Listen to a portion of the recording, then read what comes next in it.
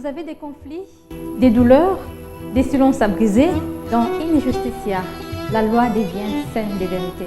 Prenez rendez-vous avec Adams Malaika chaque mardi à 18h juste et jeudi à 21h juste sur Héritage Radio-Télévision, la chaîne à grande vision. Injusticia, tout savoir sur le droit.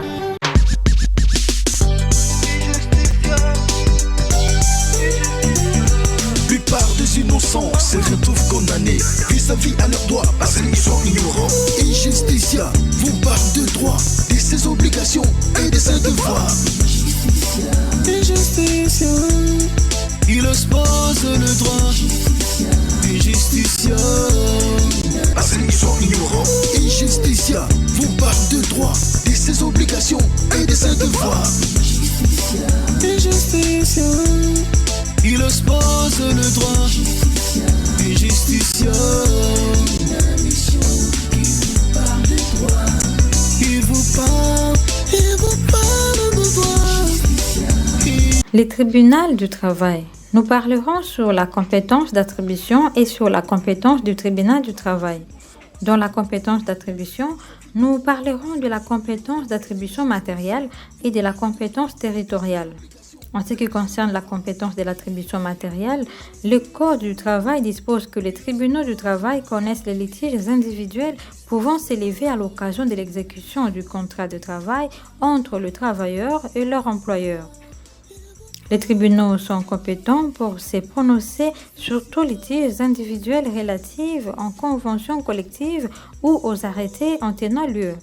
Leur compétence étant également aux litiges nés entre travailleurs à l'occasion du travail, aux litiges relatifs du contrat d'apprentissage, aux litiges ayant pour origine l'application de la législation en matière de sécurité sociale, accidents du travail, maladies professionnelles, prestations familiales, de pensions, de retraites.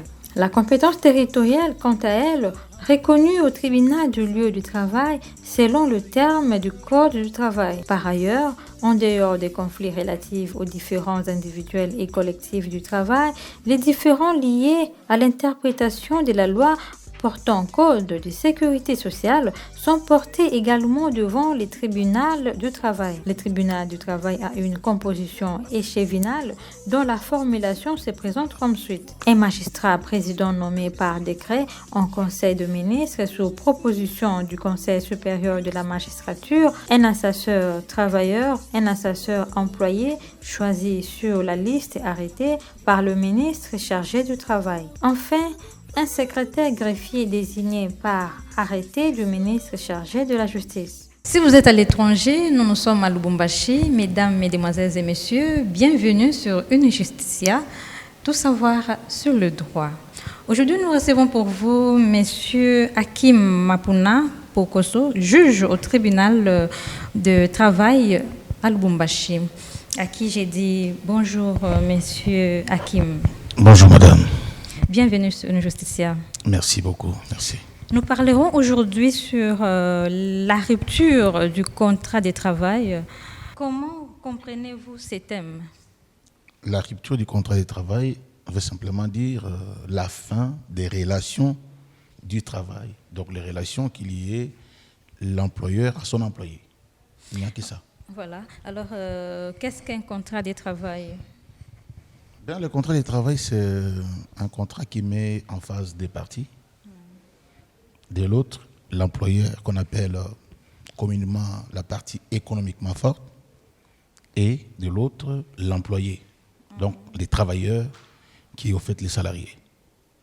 En quoi les contrats de travail se distinguent d'une convention? Il y a une différence? Le contrat de travail, c'est aussi une convention.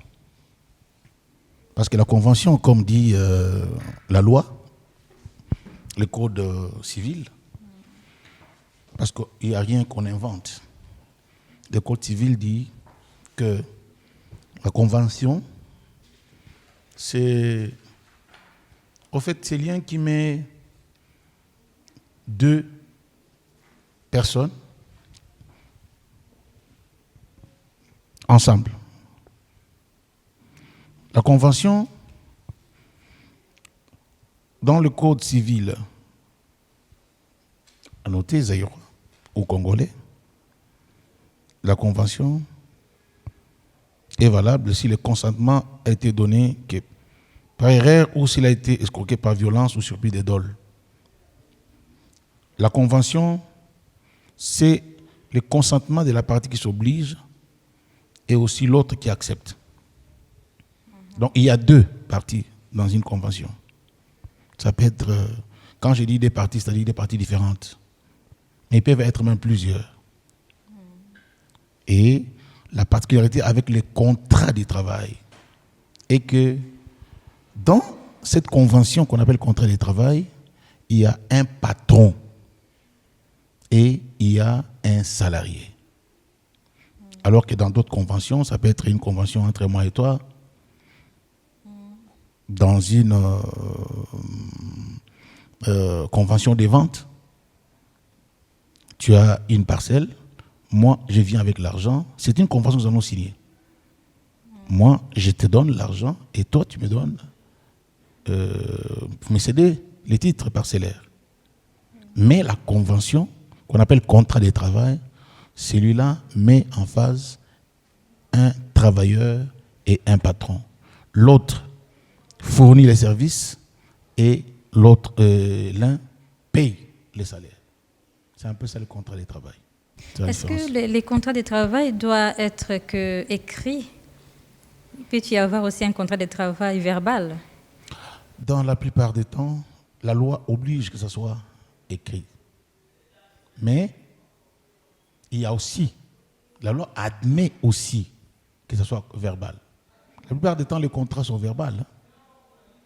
Et quand tu prends par exemple, chez moi j'ai une domestique qui n'a jamais signé un papier avec moi. Mais vous allez vous rendre compte que on vous dit non, c'est cette maman ici, on a fait avec elle 5 ans. C'est vraiment, elle est devenue même comme un membre de famille. C'est un contrat de travail, mais verbal. En principe, c'est un contrat qui doit sortir tous les effets du contrat. Et la particularité est que quand ce contrat de travail est verbal, il est répété à durée indéterminée. Mais si il est écrit, on va préciser pour dire est-ce que c'est un contrat à durée déterminée ou c'est un contrat à durée indéterminée.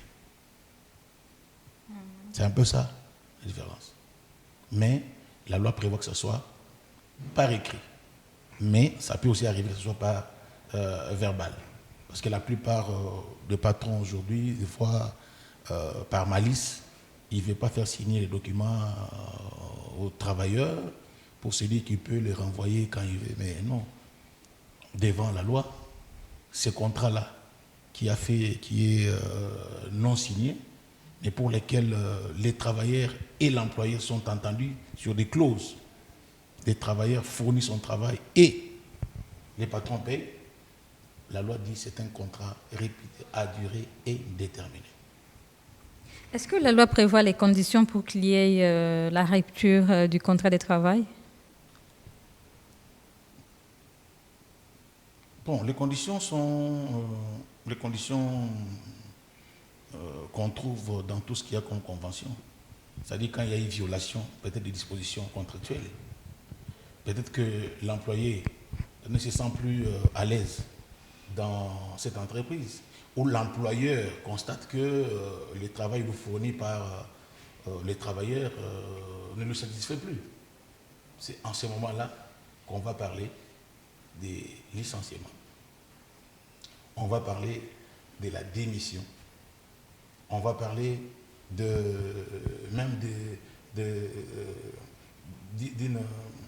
attente, c'est-à-dire une séparation à l'amiable.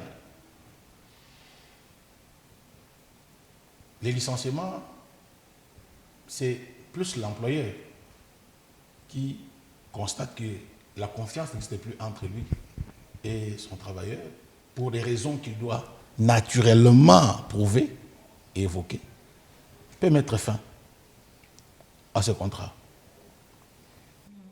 Ça peut aussi arriver que ce soit des travailleurs qui constate que la manière dont on les traite maintenant fait en sorte qu'ils ne puissent plus se sentir à l'aise, il peut démissionner. Ça peut aussi arriver qu'il ait trouvé mieux ailleurs. Il se dit, j'ai eu un contact là-bas, on peut me payer plus que ce qu'on me paye ici. Il démissionne. Donc ce sont là, au fait... Et quand il démissionne, il perd ses avantages. Ah oui, pas dans tous les cas. Quand il a démissionné, parce que c'est l'employeur qui l'a incité à démissionner. Écoutez, c'est comme quand vous êtes chez Héritage. Vous avez une ligne éditoriale. Vous avez des responsabilités que vous assumez. Et vous constatez du coup qu'on commence à pouvoir piétiner ce que vous étiez entendu comme condition de travail. Là où on t'est traité, par exemple, comme une directrice, tu deviens presque comme une torchonneuse. Tu ne pourras plus continuer comme ça. Et tu dois, en principe, rappeler au patron que, écoutez, nous étions entendus sur ça et ça, mais je constate que là, l'on commence à me traiter d'une autre manière. Et le contrat est presque en train d'être modifié. Alors, si les travailleurs persistent à ne pas appliquer ce que vous étiez entendu, en ce moment-là, vous avez le droit de démissionner. Mais quand vous démissionnez là, vous démissionnez au tort de l'employeur. Ça devient maintenant comme un licenciement abusif. En ce moment-là, il vous doit les préavis, comme si vous avez licencié. Mais quand vous démissionnez, parce que vous avez trouvé un autre endroit où vous pouvez travailler mieux que ça, donc ce qu'on appelle pour des raisons personnelles, naturellement, vous allez préaviser l'employeur, et dès que vous avez exercé votre préavis, on vous préavis votre préavis, vous partez sans problème. Les taux des procédures tant devant les inspections du travail, devant les tribunaux, sont fréquentes. Alors, quelles sont les causes de ces ruptures? Mauvaise prestation du travailleur, mauvaise manière d'appliquer les lois du travail par l'employeur, des raisons personnelles de l'employé qui a trouvé mieux ailleurs. C'est ce qui fait qu'aujourd'hui, on a beaucoup de dossiers devant l'inspectorat du travail et même devant les tribunaux du travail. C'est-à-dire que ce sont tout ce que je viens de dire tantôt qui font que de temps en temps, si on en a, donc naturellement, écoutez, moi j'ai toujours comparé la relation du travail comme le mariage. Pourquoi il y a beaucoup de dossiers de divorce devant les tribunaux? C'est à cause de ce que les époux vivent sous les toits.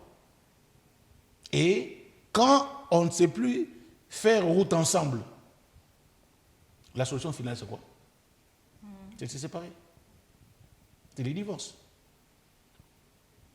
Donc, ce sont presque les mêmes faits. Parce que les relations du travail doivent être aussi entendues comme les relations comme à la maison entre mari et femme. Quand tout va bien, tout va bien. Quand ça ne va pas, on vous dit non, non, on va se séparer. Donnez-moi ce que j'avais amené, je pars. On en a des cas, sont légion. Imaginez que déjà entre époux et épouse, qui étaient dans une intimité, ils peuvent arriver à se regarder comme des ennemis pour ne plus se parler. Dire c'est le sorcier de ma vie. Maintenant, un travailleur et son patron. Vous pensez qu'ils ne sont pas là pour se faire des yeux doux. Ils sont là parce qu'il y a un intérêt. Tu me donnes ce que tu demandais comme travail et moi, je te donne ton salaire. Et quand ces conditions-là ne sont plus respectées, on se sépare. Ce sont là les raisons qui font qu'aujourd'hui, on ait assez de dossiers devant les inspections du travail et devant les tribunaux du travail. Parlons de l'extinction pour cause des décès. Est-ce que les décès de l'employeur entraînent en principe la rupture du contrat de travail? Non, de l'employeur? Oui. Non, pourquoi? Pourquoi?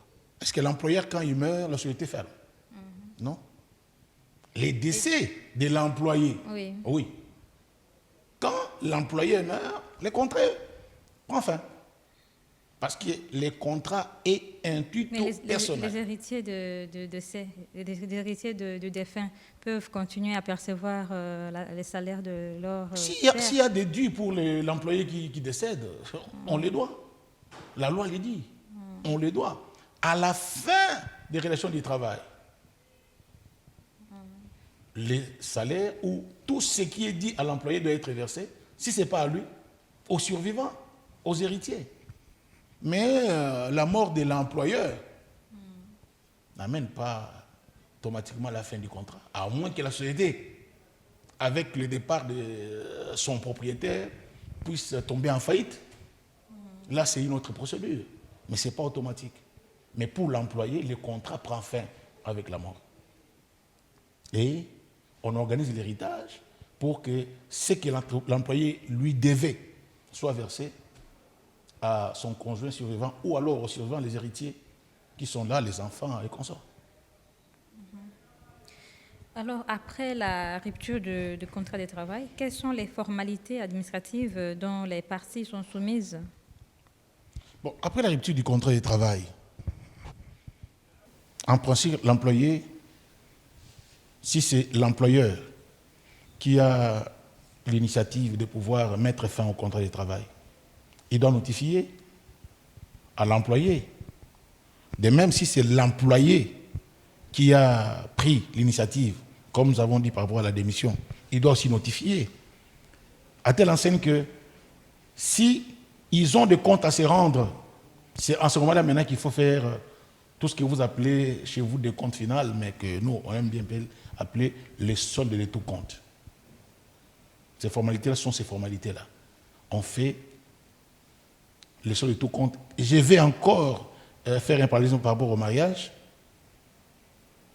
Dans le foyer, on va dire, on va liquider les régimes matrimonial.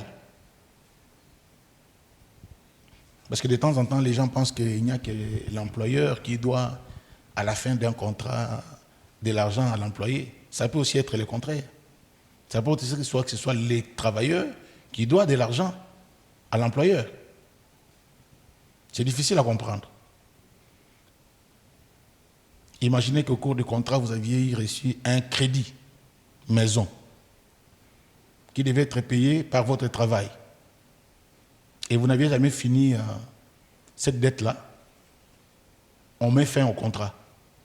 On doit faire les calculs pour savoir vous êtes resté avec combien par rapport à ces crédits maison. Parce que en ce moment-là, celui qui était la caution ou cette garantie à la banque, par exemple, c'était l'employeur.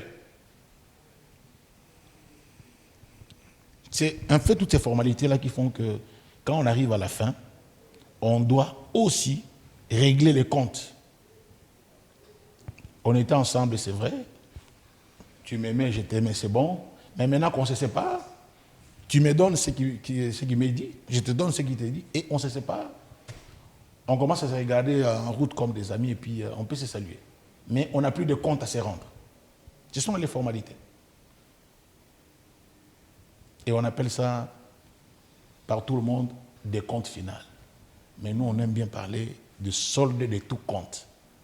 Parce que solde de tout compte, on va voir est-ce qu'il y a eu retard de salaire, est-ce qu'il y a eu retard de préavis, est-ce qu'il y a eu des choses qu'on lui devait, qu'on n'avait pas fait.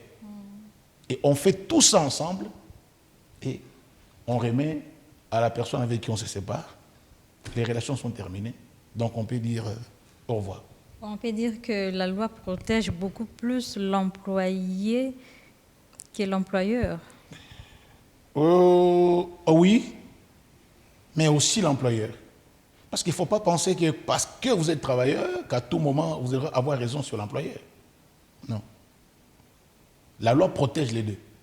Mais, comme vous savez, c'est la partie la plus faible économiquement qui est de temps en temps de plus en plus protégée. Mais la loi protège les deux. La loi n'a jamais été impartiale pour pouvoir... Parce qu'écoutez, si vous ne protégez pas les employeurs, on risque de fermer toutes les entreprises. Et demain, il n'y aura pas de travailleurs.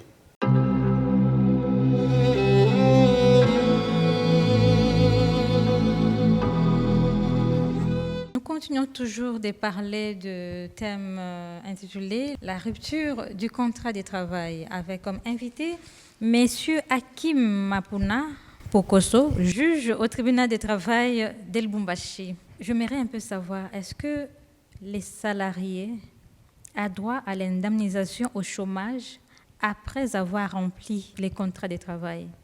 Ça veut dire quoi? Qu'on paye le chômage comme s'il était en train de travailler Oui. avant de commencer le travail?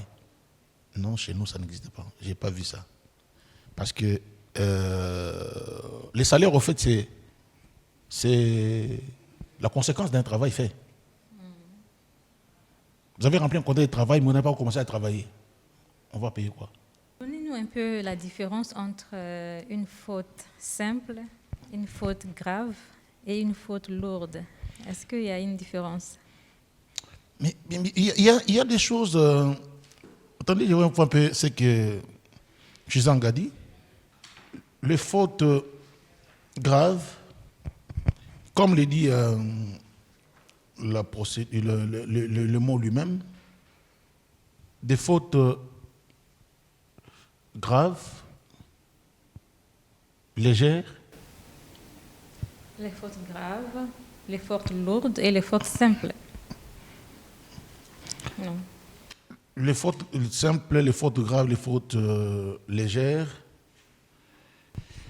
La faute grave, Gizanga dit, la faute lourde est appréhendée en termes d'actes d'improbité, de voies de fait, d'injures graves à l'égard de l'employeur ou de son personnel, des préjudices matériels intentionnels causés à l'employeur, des faits immoraux, des faits de compromettre par imprudence la sécurité de l'établissement du travail du personnel et des tiers, d'infractions graves, d'actes scandaleux et des faits répétés d'ivresse.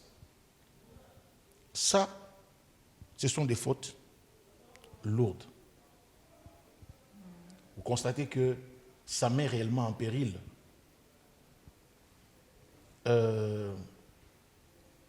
la société. Une faute légère, ça peut être un retard au lieu du travail, une absence peut-être non justifiée. Mais quand on arrive, par exemple, à pouvoir injurier son patron devant les travailleurs, devant les autres. Vous savez, il y a des choses telles que des fois les travailleurs oublient même des manières de se conduire. Et quand on commence à pouvoir répéter, même cette faute-là légère, quand ça devient une répétition, Ça devient grave. ça devient grave. Parce qu'en fait, on constate que vous êtes engagé à pouvoir les faire jusqu'à nuire à la société. Et ça peut fonder l'employeur à pouvoir rompre les contrats. Des choses scandaleuses. On vous trouve, imaginez, vous devez être sur un plateau, mais vous venez déjà tôt le matin en état d'ivresse, à telle enseigne que même pour tenir un micro, ça devient un problème pour vous. Alors que l'employeur attend cette prestation-là. Et surtout, par exemple, pour les financiers, un comptable qui dit non, j'avais oublié de pouvoir régulariser les comptes avec la DGI et ça fait que la société puisse être pénalisée par des redressements fiscaux ou des amendes. Donc, ce sont des faits très graves, même lourds, qui peuvent amener l'entreprise à pouvoir naturellement Tomber en faillite. Déjà, il est touché matériellement et financièrement, donc naturellement, il ne peut plus faire confiance en vous. Mais j'ai dit, la faute, qu'elle soit là, légère, qu'elle soit lourde ou grave, il n'y a aucune raison qui va faire refuser à l'employeur de pouvoir payer les décomptes finaux, que vous appelez décomptes finaux à l'employeur, à l'employé quand il met fin à ce contrat. C'est-à-dire, même si vous l'avez chassé parce qu'il a commis une faute grave, lourde ou légère, les solde de tout compte est dû. On ne peut pas dire je ne te paye pas parce que tu as commis une faute lourde. Alors, à quel moment il y a le versement de l'indemnité des congés payés? La loi prévoit le versement de l'indemnité des congés payés? Oui, les congés, quand vous dites vous-même congés payés, c'est-à-dire avant de partir en congé, on vous paye cette indemnité parce que vous devez vivre cette indemnité. Oui, mais dans la pratique, est-ce que ça se réalise? Ça se réalise pour les entreprises qui l'appliquent. Si on n'applique pas, vous savez, la plupart du temps, les gens viennent réclamer ça au moment de la rupture du contrat. Quand il dit non, d'ailleurs, il y a 10 ans de congés non payés. Et pourtant, il y a même ce qu'on appelle, chez nous, on appelle les prescriptions. Il y a des montants ou de l'argent qui doivent être payés à un délai fixe. Si dans ces délais-là, vous n'avez pas réclamé ça, vous allez perdre l'avantage de pouvoir les réclamer. Parce que le législateur a donné déjà des délais pour dire, pour tel montant, ou telle somme, ou telle rubrique, il faut les réclamer dans une année. Si une année après, vous ne réclamez pas, ça part. L'autre, 2 ans. Si vous ne réclamez pas, ça part. L'autre, 3 ans. Si vous ne réclamez pas, ça part. Donc, il faudrait être avisé pour savoir comment réclamer ce droit. Voilà, mais des fois, l'employeur peut supporter, peut tolérer certains de ces comportements de perdre leur travail. Mais naturellement, vous avez supporté ces comportements pour ne pas perdre votre travail, mais vous devez aussi supporter la conséquence. Parce qu'il y a des moments où la plupart de nos amis, pendant qu'il est là, il n'a pas besoin de pouvoir consulter un avocat conseil. Parce qu'il est en train de toucher. Sans savoir quels sont les droits qui sont les siens, qui sont bafoués. Alors que s'il avait approché un expert, on aurait dit, attention, même quand on te paye ça, il y a telle chose qui doit déjà réclamer, sinon, demain tu vas perdre ça. Et la plupart du temps, quand ils viennent, on va vous dire non, la demande est recevable, mais peut-être non fondée ou irrecevable parce que c'est déjà éteint. Et vous avez dit, mais comment? Ça, c'est une injustice. Non. La demande là est devenue caduque parce que le temps lui donné par le législateur est déjà dépassé. Monsieur Hakim, est-ce que la loi prévoit les contrats d'apprentissage? Bien sûr. Le contrat d'apprentissage est dans la loi. Le code du travail est là. Il y a un contrat d'apprentissage. Et un apprenti est bien payé, rémunéré par mois? Le contrat d'apprentissage, je ne voudrais pas qu'on puisse supputer là-dessus. On va voir ce que la loi dit. Parce qu'il y a même les obligations du maître et de l'apprenti. L'apprentissage comporte essentiellement pour les maîtres les obligations suivantes envers l'apprenti. Lui enseigner ou lui faire enseigner méthodiquement, progressivement et complètement les métiers ou la profession qui fait l'objet du contrat et mettre à sa disposition les outils et les matériels nécessaires à cet enseignement. Les traiter avec tous les égards voulus, faire respecter les convenances et bonnes mœurs pendant l'exécution du contrat et veiller à sa sécurité et à sa santé compte tenu des circonstances et de la nature du travail. Avertir sans retard ses parents ou son tuteur en cas de maladie, d'absence ou de fautes graves et de tout fait de nature à motiver leur intervention. Lui accorder, à l'expiration de chaque période d'1 an de service effectif, un congé d'une durée conforme à celle fixée par l'article 141 du présent code et de lui verser, les cas échéants, l'indemnité prévue au contrat. Lui fournir pendant la durée du contrat, en cas de maladie ou d'accident, les prestations dues aux travailleurs en vertu du présent code, à l'exception de celles qui sont dues à la famille dit travailleurs et des prestations relatives au salaire. Lui délivrer à la fin d'apprentissage un certificat de fin d'apprentissage conforme au modèle fixé par l'arrêté du ministre ayant le travail et la promotion sociale dans ses attributions. Donc, si c'est prévu qu'on lui donne une indemnité, il faut le respecter. La loi a dit, il apprend. Pendant qu'il apprend, il vous donne aussi un travail. Donc, au point 4, lui accorder à l'expiration de chaque période d'un an service effectif et le cas échéant, l'indemnité prévue au contrat. Si le contrat prévu l'indemnité par rapport à cet apprentissage, il faut lui payer. Mais il n'aura pas le même salaire qu'un travailleur normal. Non, pas le même salaire. Quand on dit déjà l'apprentissage, au fait, c'est lui qui vient apprendre pour bénéficier demain. Mais parce qu'il est en train d'apprendre, il est aussi en train de fournir un travail. On dit, ils peuvent se convenir pour dire peut-être que ceux qui travaillent dans ces domaines-là, s'ils touchent $10, on te dit, bon, toi, comme tu es dans l'apprentissage, en fait, nous bénéficions, et toi aussi tu bénéficies de nous, on peut te donner $5. Si c'est prévu, donc il faut le donner.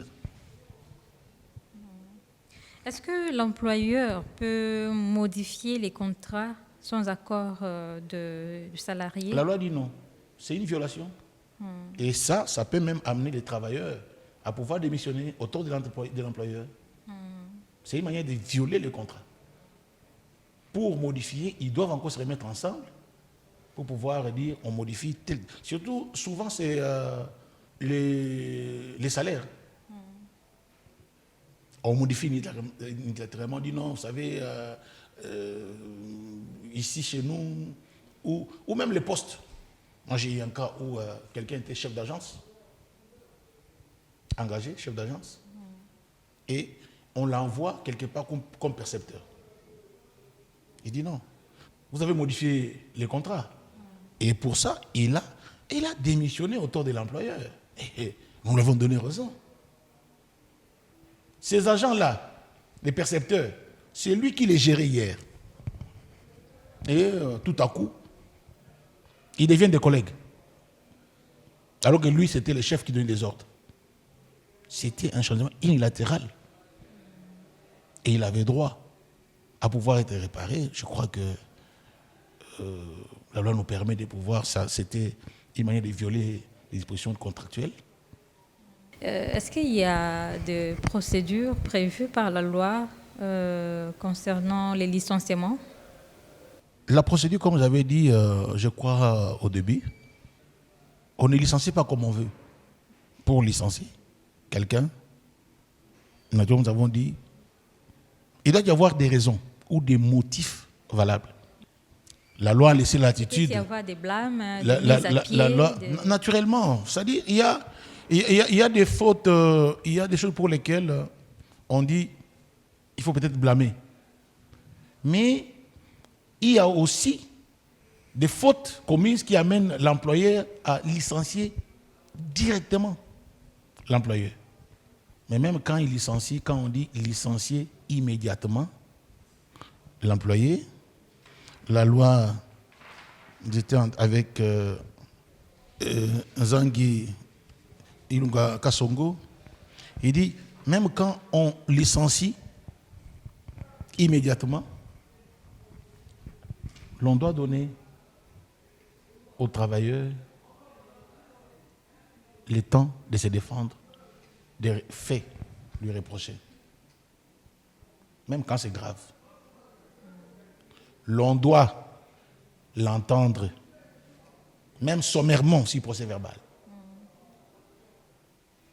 Lui poser des questions sur les faits qu'on lui reproche et qu'on entende de lui les réponses réservées à ces questions.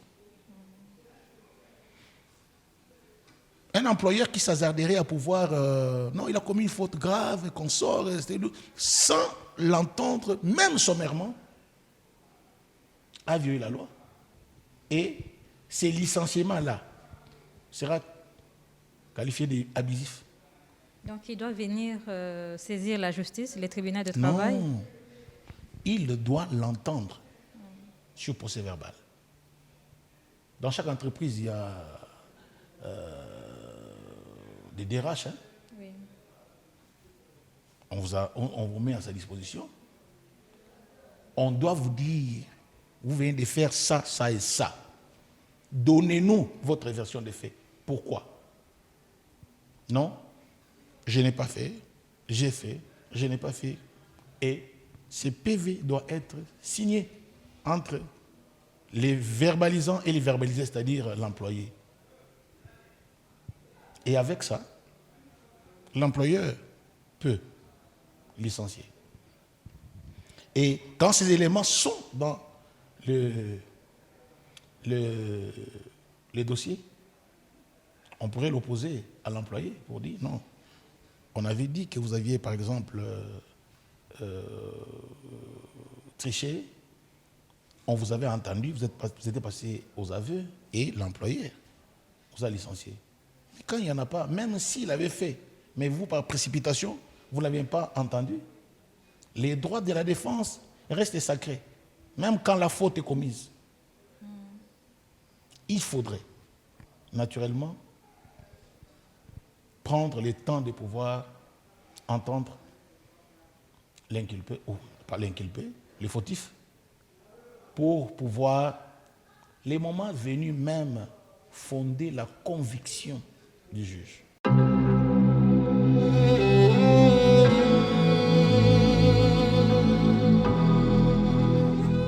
Monsieur Hakim, qu'est-ce que le départ à la retraite?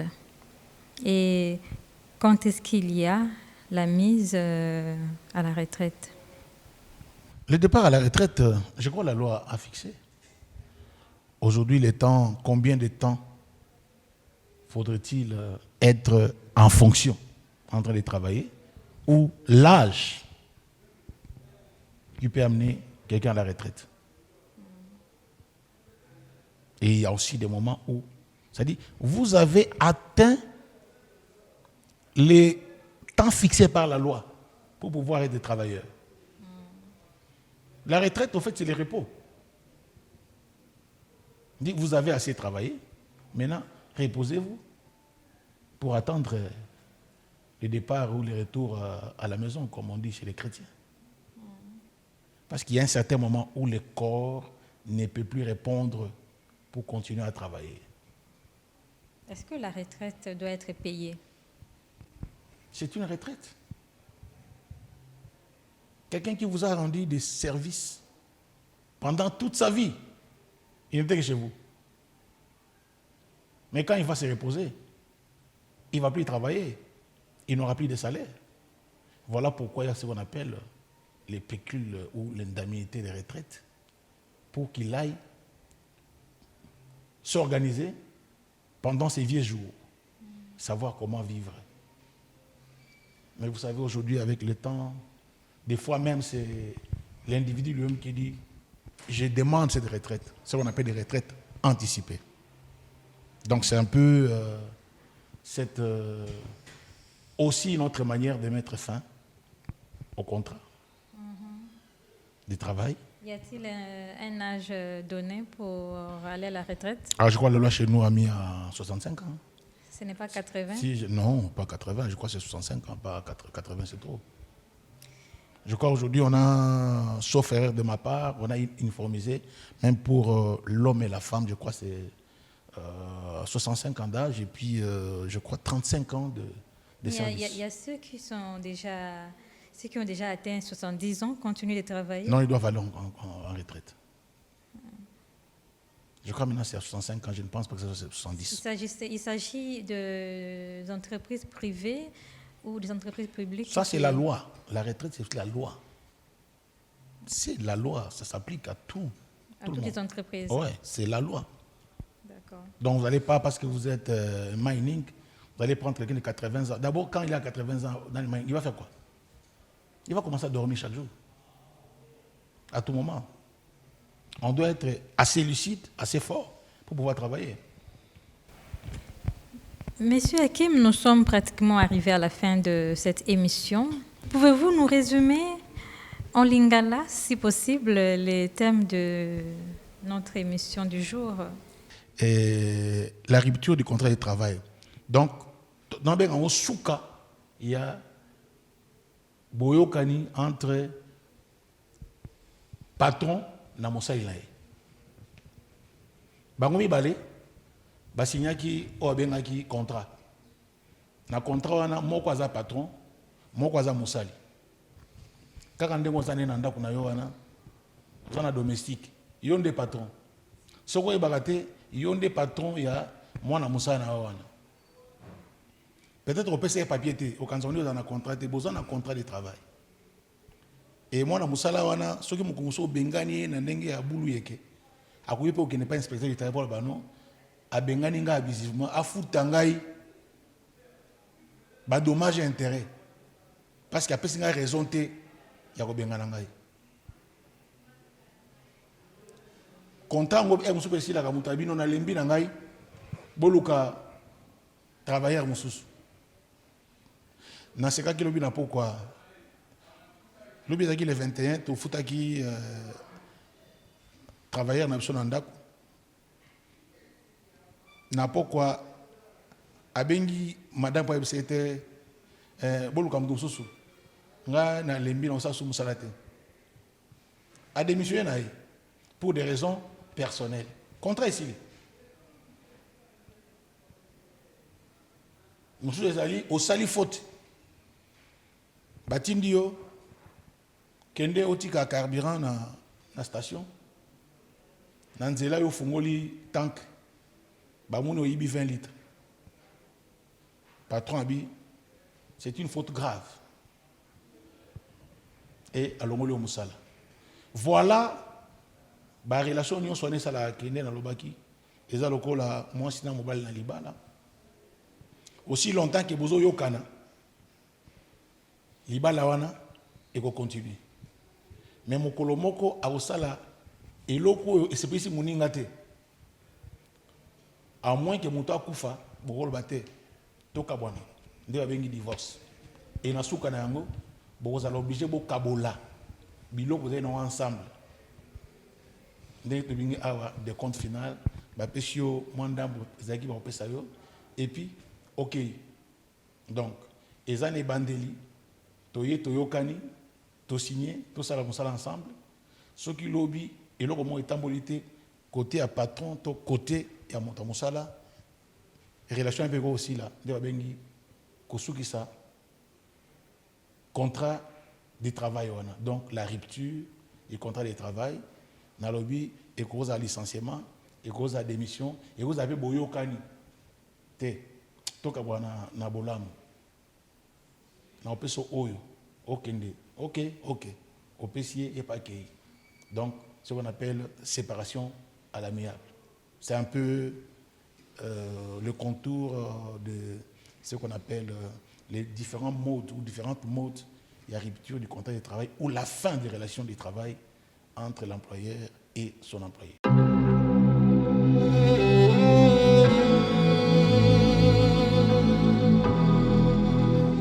Voilà, comment traduirez-vous l'adage affectio societatis? Attachement à la société. Je vous remercie d'avoir répondu à notre invitation. C'est moi qui vous remercie. Et voilà, ça n'est fini pour aujourd'hui. Nous avons eu à parler de la rupture du contrat de travail avec comme invité M. Hakim Mapuna Pokoso, juge au tribunal de travail de Lubumbashi, qui nous a parlé sur ces thèmes. Alors, d'ici là, portez-vous bien. C'était Adam Samalaïka, Injusticia, tout savoir sur le droit. Ciao. La